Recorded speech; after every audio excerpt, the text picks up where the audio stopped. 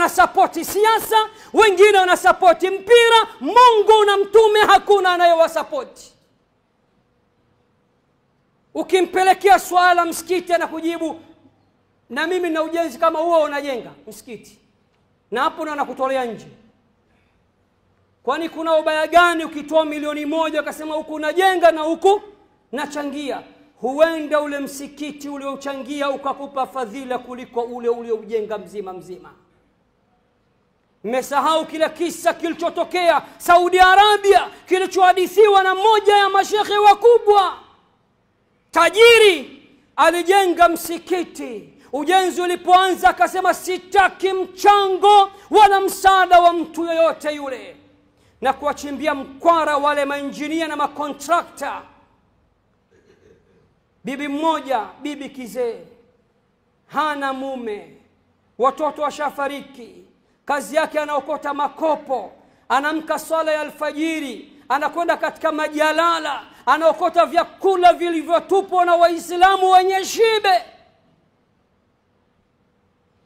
Akanunua tofali yake moja, akasema nyumba ya Allah, nataka na mimi nichangie tofali langu hili. Tajiri akakataa katu. Akamuona huyu ni anamletea gundu, anamwekea usiku, akamfukuza. Mama akaondoka. Siku ya pili alimvizia wakati hayupo, akawajia wale mafundi, akawapa tofali. Mafundi kwa imani, kwa uchungu, machozi yanawatoka, wakasema hawezi kujua, tutachakachua, tutachanganya na matofali yake. Hatimaye msikiti umekamilika.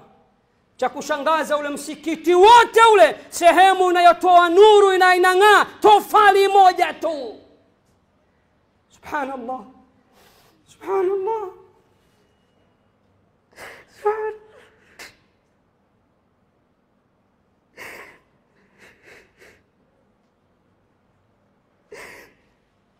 Msikiti mzima Allah hajampokelea. Matofali yake yote hayana maana mbele ya Allah. Pengine kajenga kwa sifa na ria, Allah anajua nia yake. Anashangaa, anasema ile tofali mbona lina shaini, linatoa nuru, linang'aa.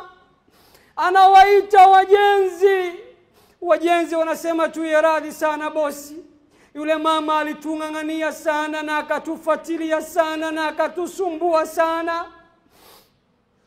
Yule mama baada kuona tumemhurumia, tukaamua kuchanganya tofali lake na matofali yako, na hatimaye tofali yake ndio hili linatoa nuru kuliko matofali yako.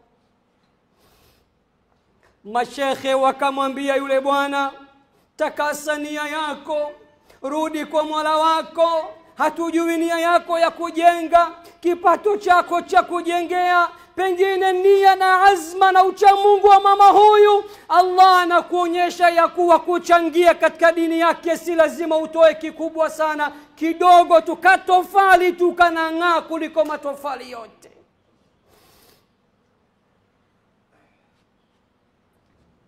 Wako wapi wafanya biashara wakubwa?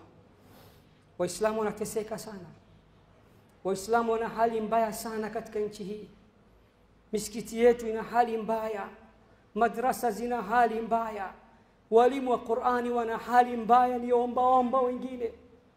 Kazi yao kutoa milioni 15, 20 kwa wachezaji wa mpira.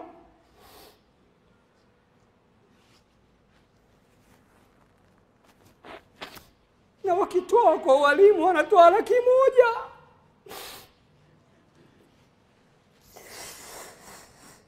Na washangaa sana wafanya biashara wa Kiislamu wa Tanzania.